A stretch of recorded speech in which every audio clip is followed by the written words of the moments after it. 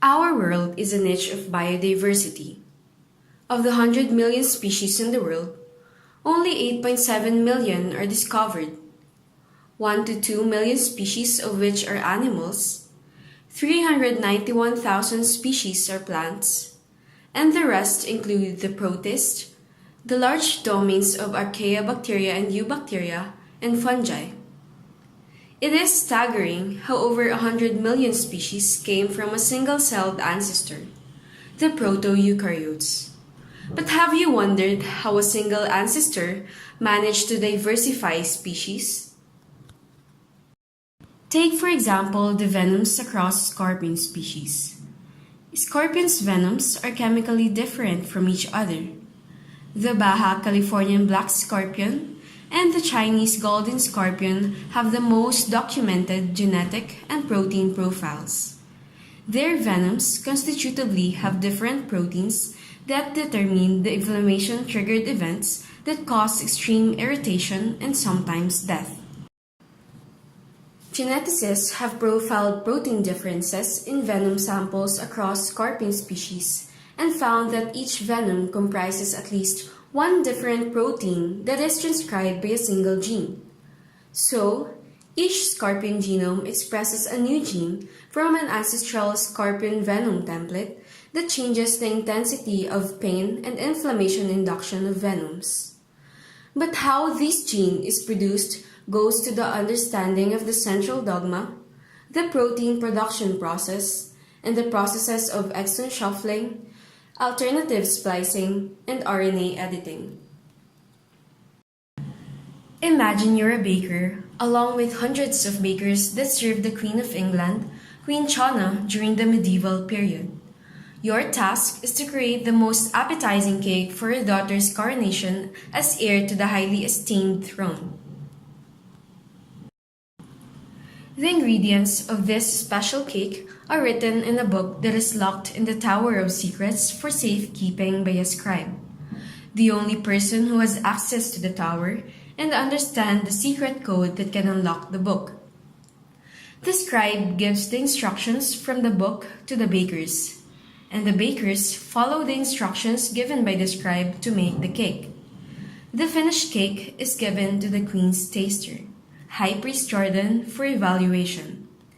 The taster is the most trusted envoy of the queen, who is said to have the queen's taste in everything. The first set of cake was loathed by High Priest Jordan, saying that it was too creamy and too sweet. So, he gave the scribe a list of revisions needed for the cake. Knowing that the high priest is given the queen's full command, the scribe reaches the original amounts of ingredients and manipulated it based on Jordan's recommendations. He then sends this to the bakers and made the revised cake, the second set of cakes. The revised cake was tasted again by the high priest, but now the high priest wants two special ingredients to be added: jasmine aroma extract and almonds, which are the queen's favorite. The scribe then willfully abides, but he forgot to label the amount of ingredients to be added. The bakers, being tired about this special cake dilemma, each added different amounts of the two special ingredients, creating cakes with different jasmine aroma and number of almonds. Surprisingly, the high priest approves of all these cakes and were served in the daughter's coronation. So, what are the characters and events in this short narrative play in the central dogma? There are three central events in central dogma. Two happens inside the nucleus, the Tower of Secrets, and the other on the cytoplasm and rough endoplasmic reticulum, which is the kitchen. The book is the DNA itself, containing the information to produce the cake, which is the protein in this case. The transcribing process done by the scribe, which is the RNA on the book, is the second central dogma process called the RNA transcription. The book cannot leave the Tower of Secrets due to the Queen's command. Meanwhile, the scribe can translate the information to bakers the ribosomes to translate the information into the cake. This is the third step of central dogma, protein translation. The first set of cake was translated and transcribed from an information that is ancestral in nature and was modified by changing the amounts of each ingredient to create the second cake, in a process called Exon shuffling. The third cake was produced by adding special ingredients in a process called alternative splicing, which create different versions of the cake from one instruction coming from the scribe. The kingdom's tradition implies the general motif of RNA editing, which creates new flavors of cakes and instructions in the book by changing the variety of the queen's special ingredients. The nature of the tradition, which depends if the queen conceived the child, is very random. Exon shuffling, alternative splicing, and RNA editing collectively produce proteins that define the variability of species across time. These play a central role in biodiversity of species. These three processes are crucial on how we evolved from our single-celled ancestors, the proto-eukaryotes. Now, we will look upon each process in a more in-depth manner.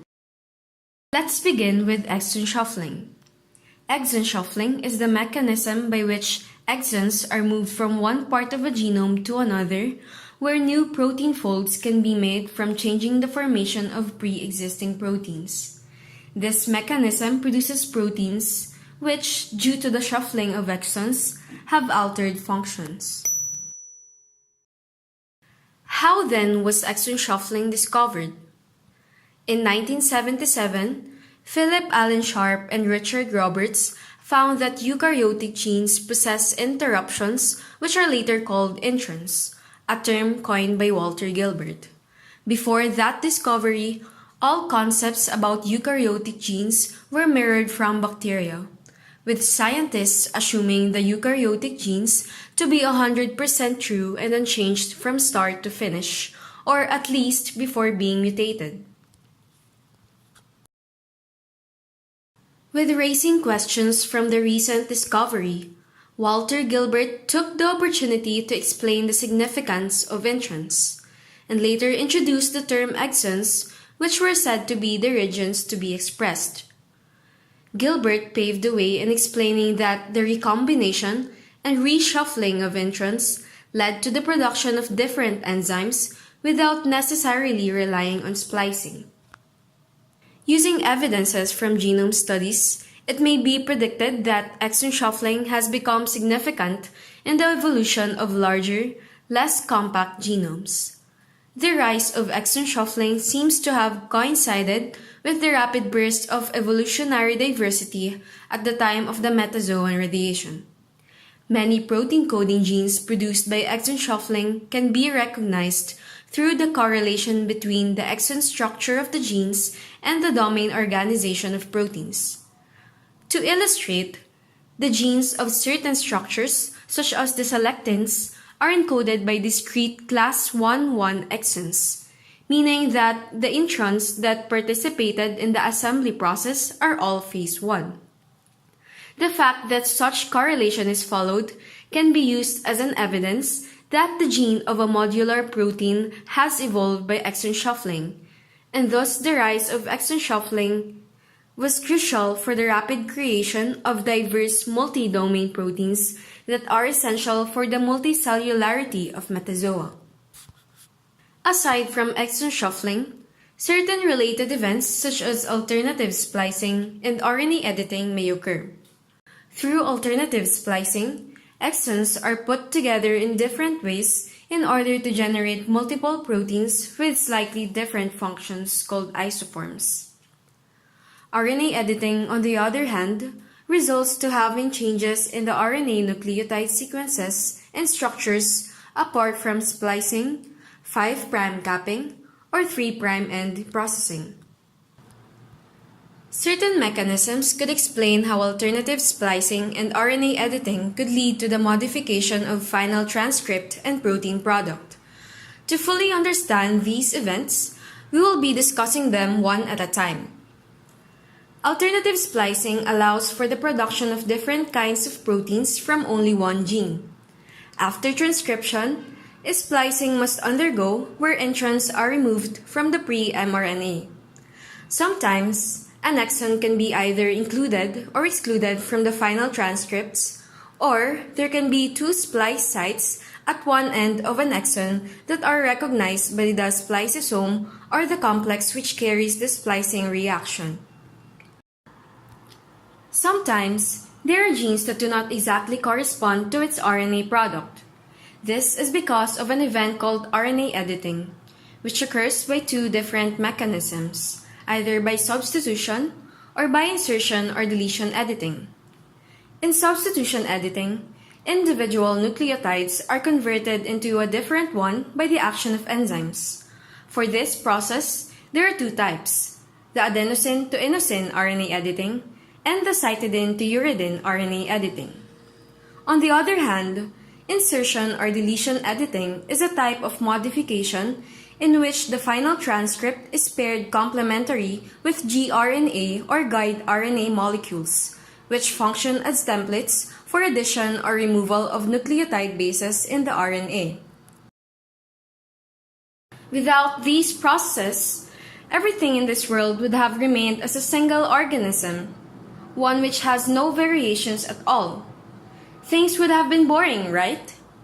Now, thanks to our scribe, bakers, and everyone in the kingdom, now we can enjoy the beauty of diversity that they have created and still are creating.